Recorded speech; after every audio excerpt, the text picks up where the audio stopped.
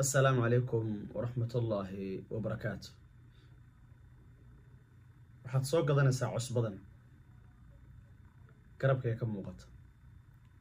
waa casharkii aan ugu talagalay walaalahayga qiimaha badan ee daafaha caalamka ku nool ee iga daawada inaan mar walba si yar oo fudud aan jeclahay inaan ku daaweeyo ama inaan ku caawiyo intaan u gudbin cusbadan iyo faa'iidada ay leedahay iyo waxay tahay.